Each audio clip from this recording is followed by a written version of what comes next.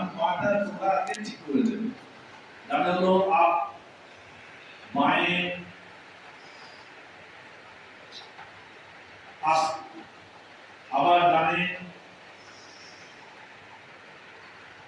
Up, বাঁয়ে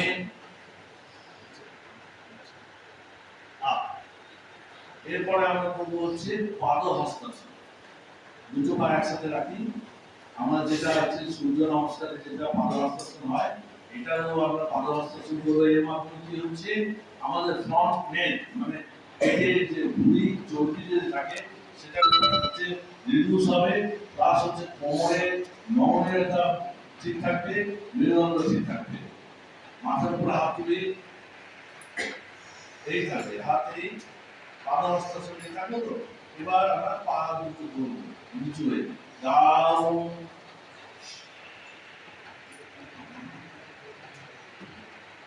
up, পেছনে হাত রাখবে ডাউন আপ, আরেকবার ডাউন। এবার পাটাকে ছড়িয়ে দিই ত্রিকোণাসন। ত্রিকোণাসন মানে আমাদের সাইড করে এইভাবে আমরা দাঁড়াবো, ঠিক আছে? ডান দিকে ডান ডান হাত ডান পা উঠে দেবো, আর হাতটা উপরে থাকবে, খাড়া হয়ে যাবে, হাতটা খাড়া হয়ে যাবে। ডান দিকে আপ শুরু ওঠা সিধা, ডান হাত ডান হাত ডান হাত ডান হাত ডান পা পা, এই খাড়া, এই খাড়া হয়ে থাকবে। দৃষ্টিটা হাতের দিকে, যে হাতটা উঁচু হয়ে আছে দৃষ্টিটা হাতের দিকে থাকবে না। আপ সুন্দর হয়েছে। আবার বাঁয়ে মা মা বাবা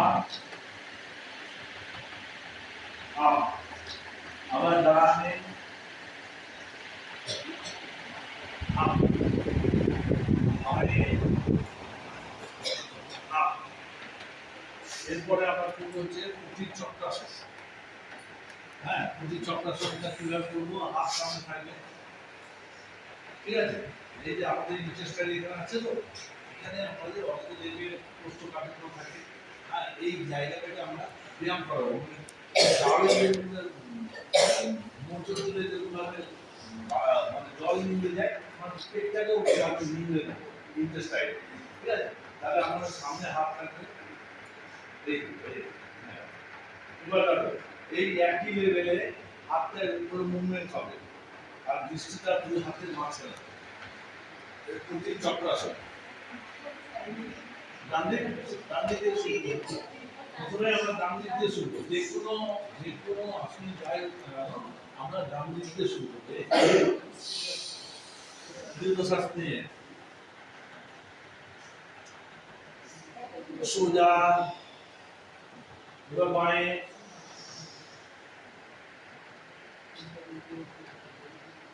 সোজা। দেখো পেটের উপর চাপ পড়ছে না, তার মানে গ্যাস অ্যাসিডিটি যাদের থাকছে তাদেরও ক্ষেত্রে এটা কিন্তু দারুণ কাজে দেবে। আবার ডান দিক সোজা, এবার বাঁয়ে সোজা হলো। এবার হাত দুটো ছড়িয়ে দিই, এরকম থাকে। হ্যাঁ, এবার আমি ঘুরছি যাবো, আমি দেখে নেবো একবার। এই যে আমি ডানে ঘুরছি, এই পাটাকে মুভমেন্ট হবে, এই যে পাটা এইগুলো মুভমেন্ট হবে।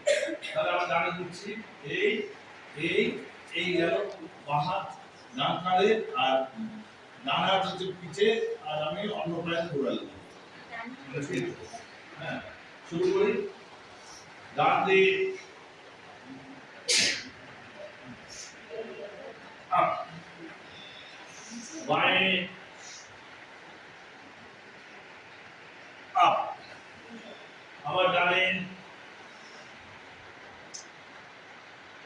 আপ, বাঁয়ে আপ। বুঝা গেল?